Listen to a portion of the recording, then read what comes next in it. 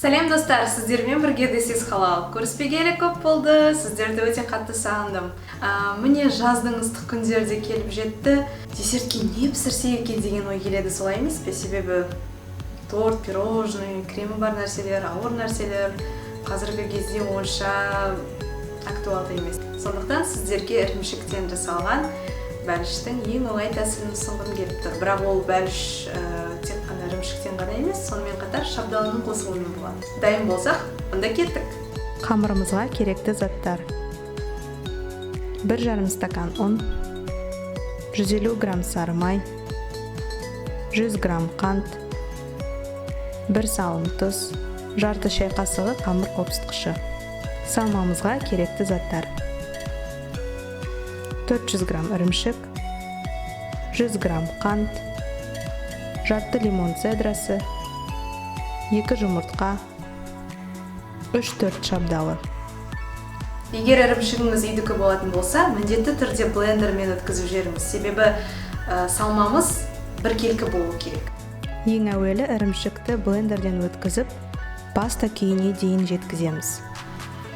Жұмсарып қалған сары майымызға ұн, қант, тұз және қамыр қопсытқышын қосып, қамырымызды жинаймыз.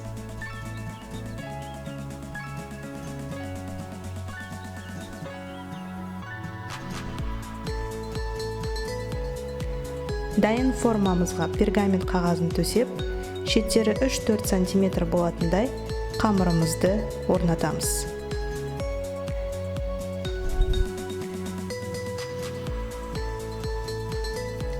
Бәлішіміздің қамыры дайын, оны тоңазытқышқа жібереміз.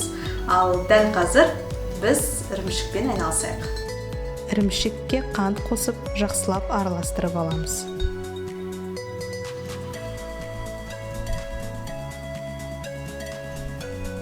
Кейін 2 жұмыртқа,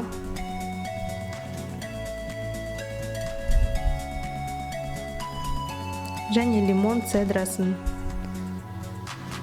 сәл тұз қосып, тағы да араластырып жібереміз.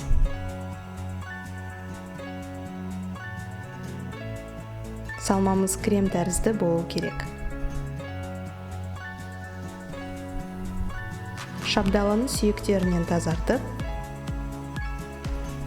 ұзынша қылып, кесіп дайындап қоямыз.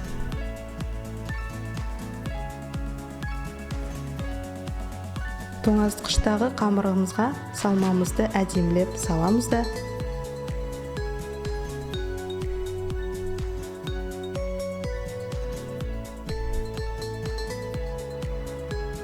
шабдалымен біртіндеп әшекейлейміз.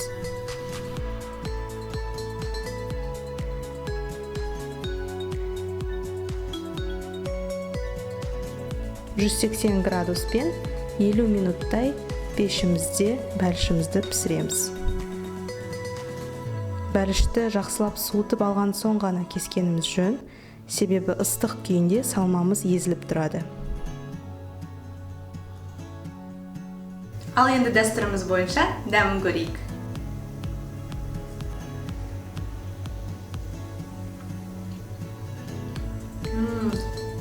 Қатты тәтті емес. Ірімшіктің ғана дәмі сезіледі. Лимон цедрасы бір лимонның дәмін сәл ғана білдіріп тұр. Шабдалымен тіпті керемет. Мына тілімді бітірмей қоймайтын секілдімін. Балаларым мәз болатын болды. Егер осы рецепт бойынша істейтін болсаңыздар, міндетті түрде өздеріңіз білетіндей Keep it halal хэштегімен мені белгілеуді ұмытпаңыздар.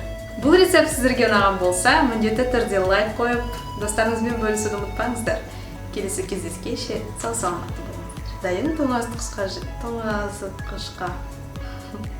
тоңазытқышқа жібереміз. Тоңазытқышқа.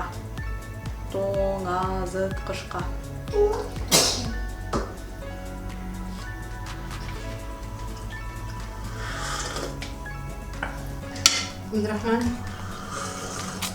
дәмді ма?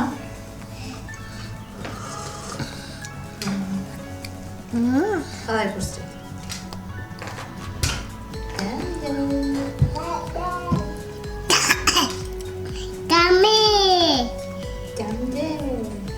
Mami, dia ada puasa. Hah? Ya, daden. Dangdut. Daden.